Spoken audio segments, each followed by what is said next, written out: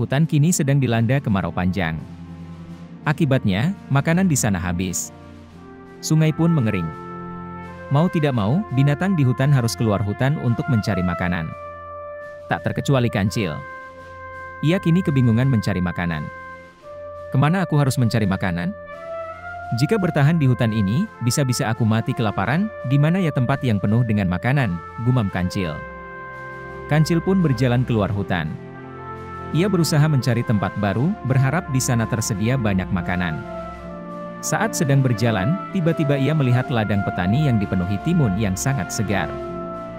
Melihat timun segar di depan matanya, Kancil ingin sekali melahap timun-timun itu. Seketika timbullah ide Kancil untuk mencuri timun milik petani. Mungkin tidak apa-apa, jika aku memakan sedikit timun milik petani, toh nanti dia akan menanamnya kembali, ucap Kancil dalam hati. Tanpa pikir panjang, Kancil pun segera masuk ke dalam ladang. Di sana ia mulai memakan timun-timun tersebut, satu persatu ia lahap. Kancil sangat menyukai timun tersebut. Tanpa disadari, Kancil memakan timun-timun itu hingga perutnya kenyang. Kancil pun pulang dengan hati yang senang.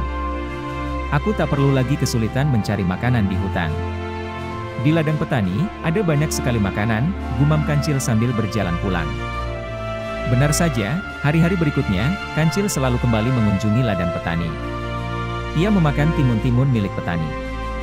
Awalnya hanya sedikit, lama-kelamaan jumlahnya pun bertambah setiap hari. Kancil selalu pulang dengan hati yang senang. Tanpa Kancil sadari, perbuatannya diketahui oleh petani. Petani pun merasa geram akibat ulah Kancil yang telah mencuri timun dari ladangnya. Ia berniat membalas perbuatan si pencuri yang telah mengganggu usahanya. Aku harus memberi pelajaran untuk si pencuri.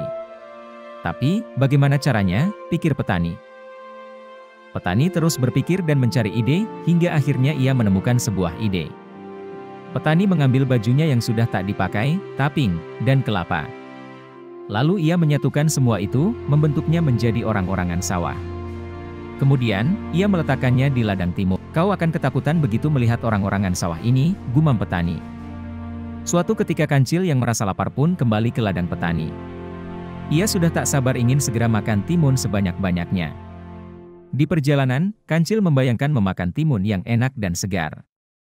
Aku akan membuat perutku kenyang, agar tidak perlu berkali-kali kembali ke ladang ini. Kalau perlu, aku akan membawa timun-timun itu pulang untuk persediaan makanan, ucap Kancil. Ketika sampai di depan ladang, betapa terkejutnya Kancil mendapati ada orang yang menjaga ladang petani.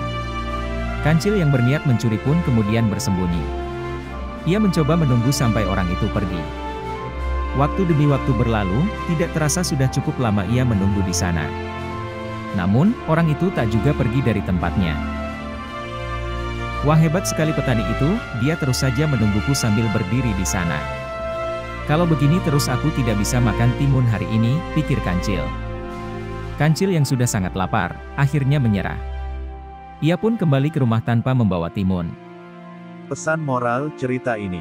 Pesan moral utama yang dapat diambil dari cerita ini ialah jangan mencuri. Tindakan ini bukanlah perbuatan yang baik.